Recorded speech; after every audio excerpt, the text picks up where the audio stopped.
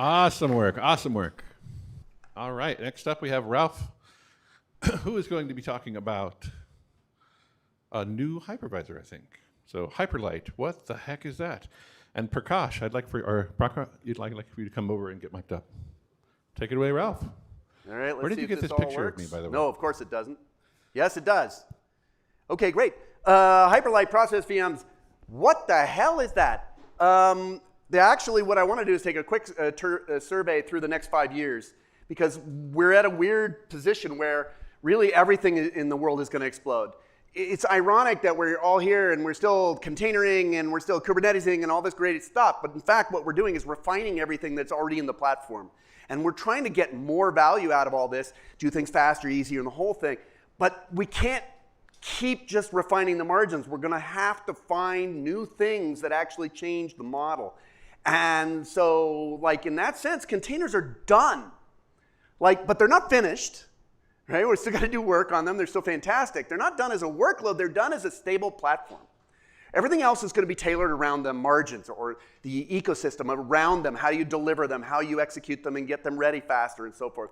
The future is actually already here. We can see it everywhere. And so this is really about how cool it's going to be as engineers. Even though economically it may be iffy, depending on where you are, there's consolidation in the industry, things like this. As engineers, the future is so cool. Can't even believe it. We got new ways to run code.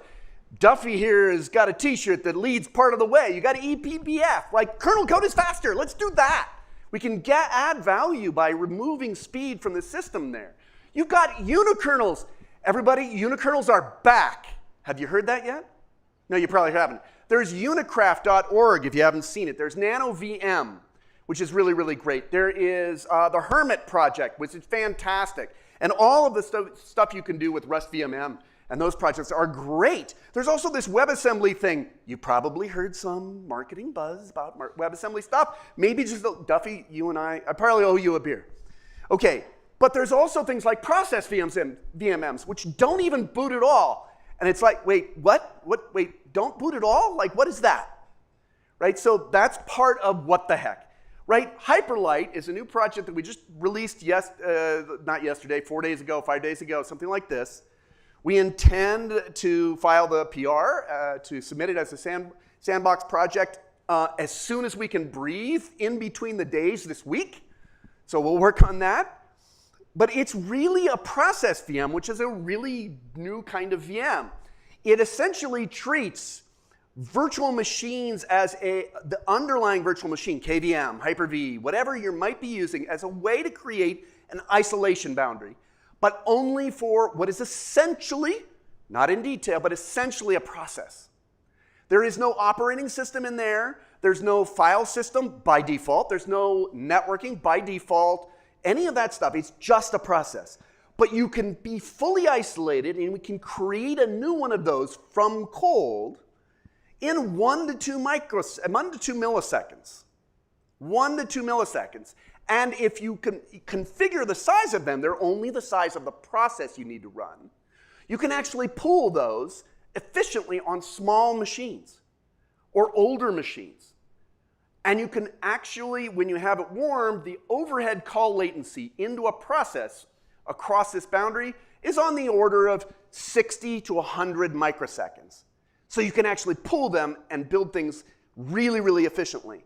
They are not completely distributed, full distributions of an operating system. Like I said, unless you bring file systems or networking and arrange that with your host, you can't just do that. But if you need to compute something safely in a hot path of a high load application or service, process VMM, something like the approach of Hyperlight, is what you want to do. So I want to show you a quick demo just to give you an idea. So if I can figure out where that is, I'm going to show you this. And I've just gotten a 1-minute call. This is a 50-second demo, so hopefully it works. First, we're going to run an application with a cold endpoint. And so every single one of those functions you're seeing is a brand new VM. Every single one, and gotten rid of after it's done. Now that's pretty fast, right? That's pretty fast. Let's do a warm one.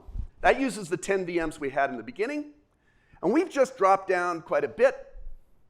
right? We're averaging at 300ths of a second there. But we want to get a little faster. So we're going to run it again, and we've just dropped to 1.8 or so milliseconds there. Now we're going to actually scale it out. We're going to hit it so hard that we have to create more VMs on the fly, 1,000 over a connection. And I want you to look at that. So we are now serving, in this call, on average 900 microseconds per request. Each request is in its own hypervisor partition, its own micro VM. And they're all recycled. There are 48 VMs created in this demo. The overhead was 60 megabytes of memory. That's it. 60 megabytes of memory.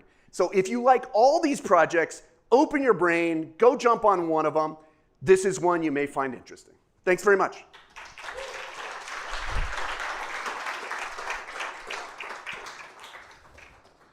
Awesome work.